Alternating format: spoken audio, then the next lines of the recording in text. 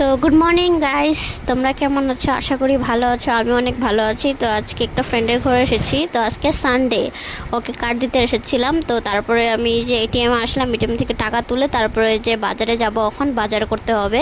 তো ওই যে সবজি বাজার করে নিলাম, লেবু কিনলাম, তারপরে চিকেন কিনলাম। তারপরে এত গরম, এখানে অনেক গরম। তারপর অল্প কুশালের রস খেয়ে নিলাম, মানে আখের রস খেয়ে নিলাম, অনেক টেস্টি ছিল রসটা। তারপর আমি ঘরে চলে আসলাম শপিং করে।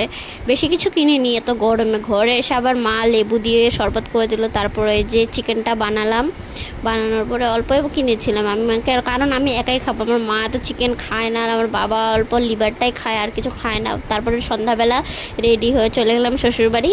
তারপর শ্বশুরবাড়ি এসে বসে আছে, ও নেই, ও বাজারে গেছে। তো দেখো যে আমার শাশুড়ি মা এখানে গান শুনে শুনে কাজ করছে, সবজি কাটছে। তারপরে ও আসলো, আসার পরে ওকে আম কেটে দিলাম। ওর একটা বন্ধু এসেছিলো, এটা আমার দাদা হয়, তো দেবা দাদা এসেছিলো, ও ছিল। তো আম কেটে দিলাম, খেলো। তারপরে বাবাকে ডাকলাম, তো আজকে ফাদার্স ডেও ছিল।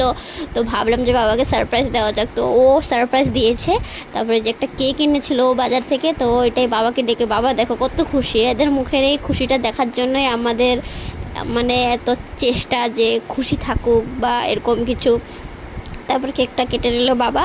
এটা আমার বাবা, আর পাশেরটা ওর মা, আর এই পাশেরটা আমার আমার মা। তো তোমরা কমেন্টে বলো আমার বাবা মাকে কেমন লাগছে, সবাইকে কেমন লাগছে কমেন্টে বলো। আর তারপরে কেকটা কাটার পরে ও তো ওর শ্বশুরমশাইকে দিয়ে দিল, বাট আমি আমার শ্বশুরমশাইকে কেক খাওয়াতে পারলাম না। তো আমি ওর একটু শ্বশুরমশাইকে খাওয়িয়ে দিলাম।